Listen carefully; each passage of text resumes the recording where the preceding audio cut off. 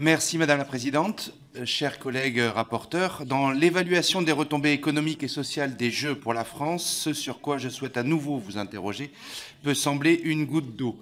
Mais pour les territoires comme le mien qui n'accueillent aucune épreuve olympique, ce sera le seul impact concret et direct des Jeux olympiques et paralympiques. Le 15 février dernier, lors de votre point d'étape, je vous avais en effet alerté sur le coût du relais de la flamme olympique. Pour rappel, il s'élève pour les départements qui l'accueillent à 180 000 € la journée, sans compter les dépenses engagées par les villes-étapes, sans compter non plus, comme le notait la Cour des comptes, le coût de la sécurité, dont la répartition du financement entre les pouvoirs publics et l'organisateur n'est pas claire. Sauf erreur de ma part, votre rapport ne mentionne le relais de la flamme qu'une fois, à la page 80, et c'est justement pour s'inquiéter de la sécurisation de son parcours. Mes questions sont donc les suivantes. Le coût réel pour les deniers publics et la répartition des dépenses de sécurité avec l'opérateur privé sont-ils aujourd'hui établis? Et encore une fois, quelles retombées économiques, quel héritage matériel et immatériel du relais de la flamme? Je vous remercie. Merci, monsieur le député. Monsieur les co-rapporteurs. Bien. Sur la flamme, pour répondre à monsieur Walter et madame Follest. Alors, 180 000, effectivement, c'était le ticket d'entrée pour les départements pour accueillir donc le parcours de la flamme. Voilà, maintenant, il appartient à chaque département de faire vivre l'événement, sur lequel d'ailleurs les départements, j'espère, comptent aussi pour mettre en avant leur territoire et créer des retombées économiques aussi pour l'ensemble de leur population. On peut penser quand même que le parcours de la flamme va donner à voir ce qu'il y a de plus beau dans les départements.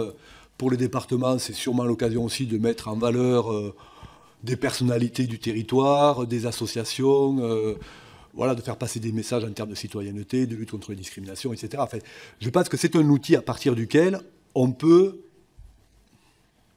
mener beaucoup d'actions et faire passer beaucoup de messages et donner à voir ce qu'il y a de mieux dans chaque territoire. Voilà. Et s'il y a une couverture médiatique qu'on peut espérer quand même, parce que le parcours de la flamme, il va être quand même suivi, il peut y avoir quand même des retombées assez importantes pour les territoires. Je compare un peu avec quand une ville accueille le Tour de France, que ce soit l'arrivée, le départ ou qu'on soit ville-étape, il y a un ticket d'entrée d'ailleurs qui peu ou prou ressemble un petit peu à celui-ci, et qui en termes de retombées économiques sur les années qui suivent, en termes d'activité touristique notamment, permet d'avoir un retour sur investissement assez important. Sur la sécurisation, qui est un vrai sujet, c'est à la charge bien évidemment des collectivités qui accueillent le parcours de la flamme. Il y a un contrat qui est signé, une contractualisation qui est effective entre le département et les organisateurs. Voilà. Ce qui incombe aujourd'hui au COJOP, je crois que c'est juste d'organiser un petit peu la parade, quoi, la parade de la flamme. C'est-à-dire le lien quoi, entre les différents territoires. Moi, je crois que ça peut être...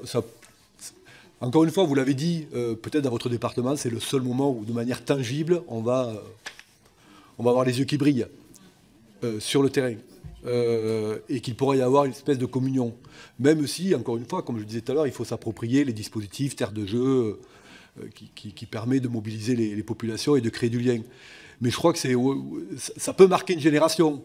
On peut imaginer quand même que les enfants qui vont se retrouver sur le bord de la route, qui vont voir passer la flamme, avec, j'imagine, un travail qui va être fait en amont par les enseignants, par les clubs de sport, et puis le débrief en aval, ça peut faire quand même briller les yeux des enfants et marquer une génération, parce que c'est tous les 100 ans.